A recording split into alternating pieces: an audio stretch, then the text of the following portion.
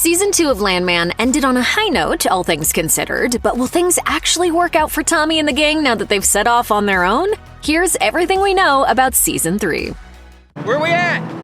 Audiences can expect a big plot reset, which will take Tommy away from MTEX and plunge him into a family affair. In the Season 2 finale Tragedy and Flies, Tommy does the only thing he thinks he can do when Cammy fires him from MTEX. He partners with his own son Cooper and notorious drug lord Danny Morrell to open CTT Oil Exploration and Cattle. The extra T? That's TL, Tommy's father. This makes the operation a true multi-generation family business. Tommy also convinces a ton of MTEX folks to leave with him. This drops Cammy in an awkward spot as Season 3 looms, and turns her into a new foil for the CTT folks. But another fly in the ointment might be Danny, who flat out tells Tommy that if he messes up their deal, things won't work out too well for him or his loved ones. If you lose this, and you try to me in any way, the thing you love the most, that's the first thing I'll take. Elsewhere, Cooper is threatened with murder charges after severely beating a man who assaults Ariana. The goon later dies at the hospital, and it takes some fancy legal footwork from Rebecca to keep Cooper free, so we expect to see the ramifications of this as the series unfolds.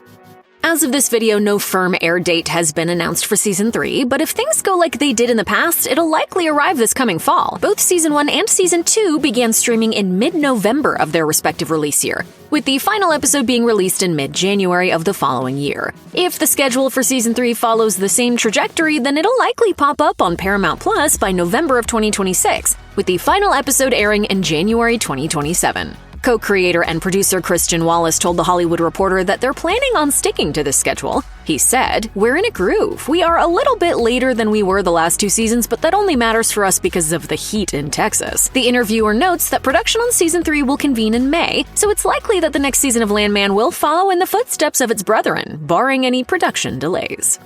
At least one actor is confirmed to be back in the cast for Season 3, and that's Billy Bob Thornton. Duh. He directly vowed to USA Today that he'd be there when the cameras roll for it. He also told the magazine that he's signed to a 4- or 5-year contract for the program as of November 2025, and that he'll stick with the show for as long as it'll have him.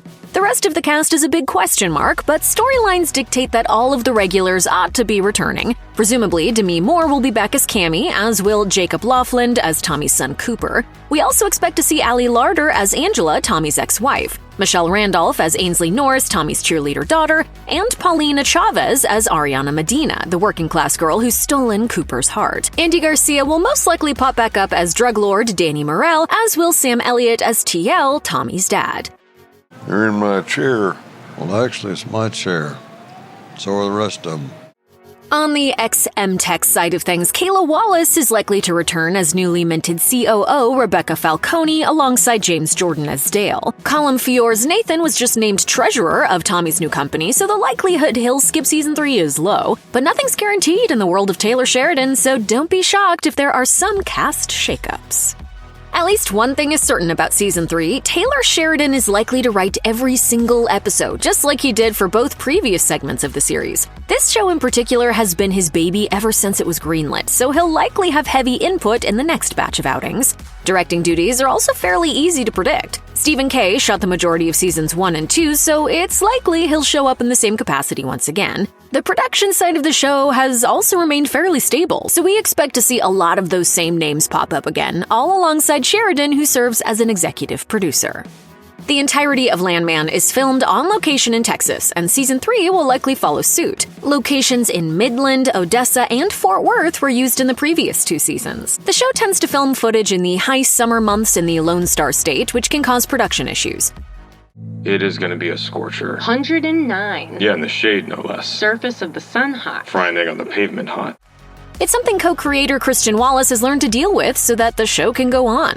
He told The Hollywood Reporter, "That's the big struggle from a production standpoint for us being on set every day. We have so many exteriors, and that's a good thing because this show thrives in the dust and the heat and the reality of that gritty, hot world. But it is hard on the crew and cast and on everybody. 12-hour days in 100-plus degree weather is no joke, but that is our cross to bear, not the audience's."